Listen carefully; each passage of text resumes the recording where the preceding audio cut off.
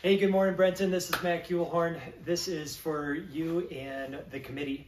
As I shared with you yesterday, I only want to do this. I moved to do this internally. I don't have any ulterior motives. I don't have another marketing business or anything else ancillary. I have Cooler Garage Doors. I've been owner for 7 years.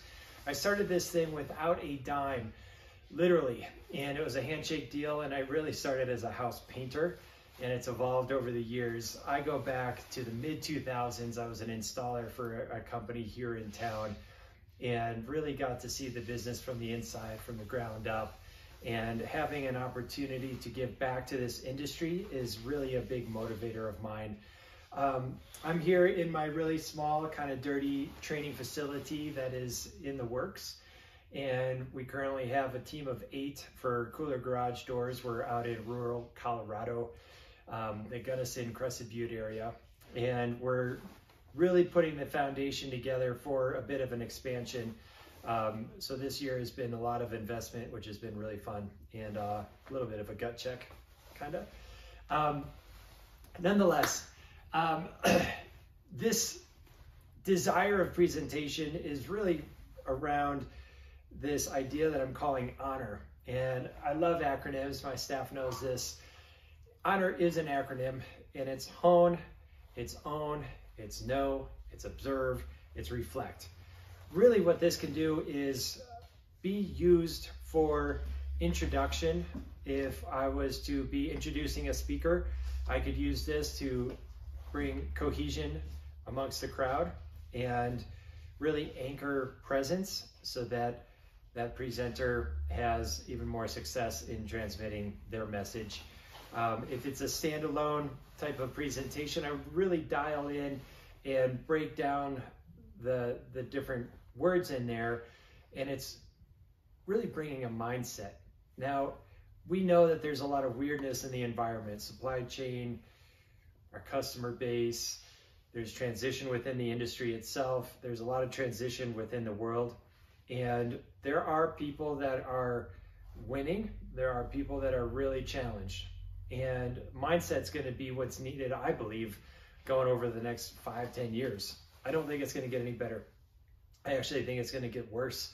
If you look at some of the historians of Neil Howe's research and writings, or Ray Dalio, both two guys that I've studied a bit of, there are some short-term cycles and long-term cycles at play, and some of these cycles are starting to come together right now.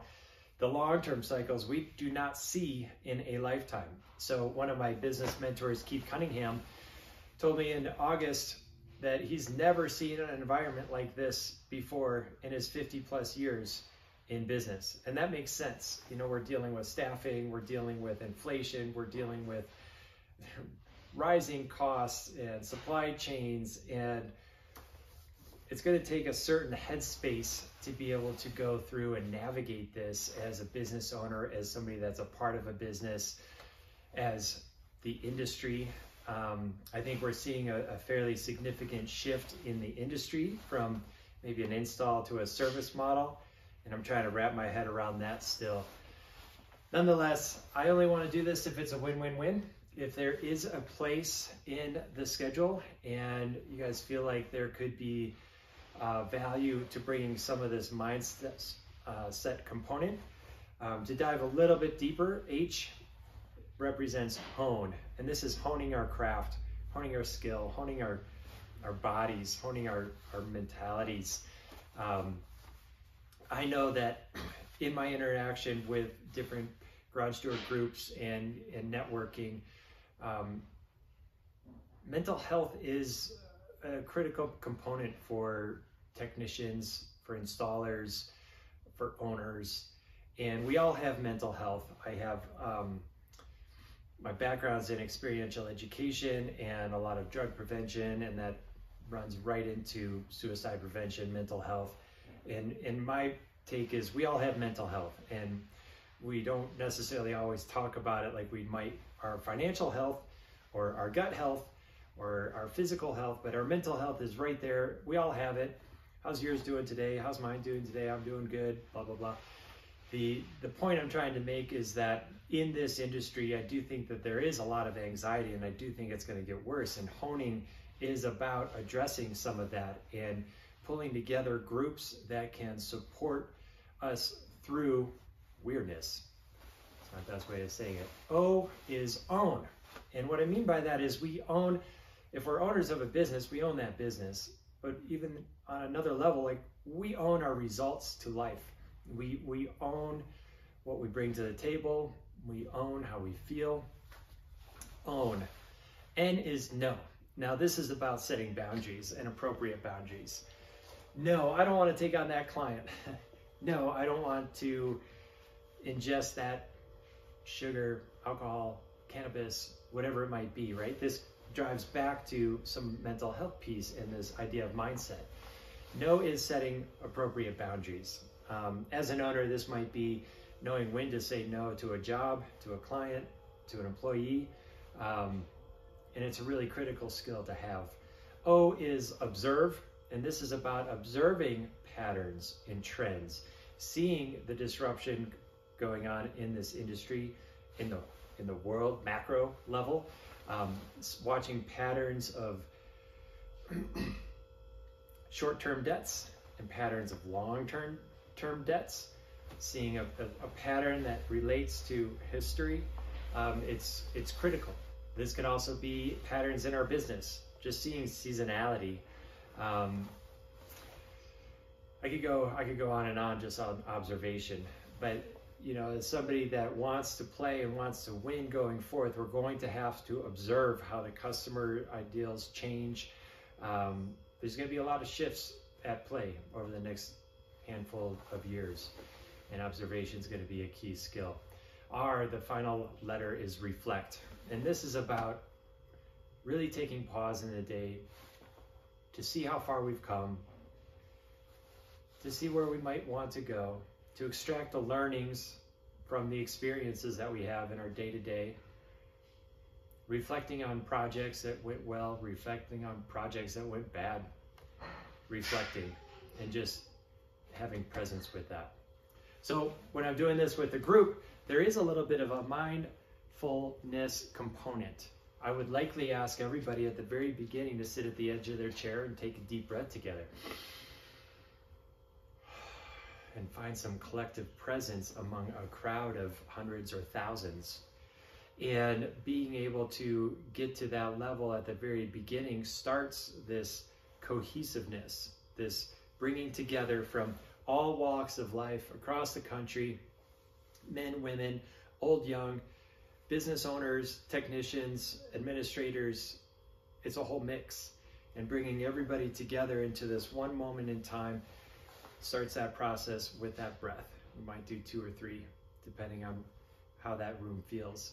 And then we dive into the content, and I can go deep and go into each rabbit hole as applicable. The R, when we have reflection, I may very well ask everybody to stand up, put their hand on their heart. Again, take another breath. Have a little bit of a guided meditation, if you will, just briefly to really dive into the R. How far have we come? Remember where we were last year, 5 years ago, 10 years ago. Step by step, baby. And at this point, I would probably bring in some kind of rhythmic move and get everybody just to beat kind of the same heart. And from here, we could tie it up, a final breath, a thank you. From here, we could go into an introduction. If I was introducing a keynote speaker or somebody, I could get everybody to really ramp that energy back up. And so I play around with group energies, and I love it. I've been geeking out on this for decades. So if you Google Matthew Kuhlhorn, you might see some past videos, but I've done a lot of parent and student presentations. I've done other kind of marketing style presentations out there, just promoting my own company. And I love it. I'm fascinated by it.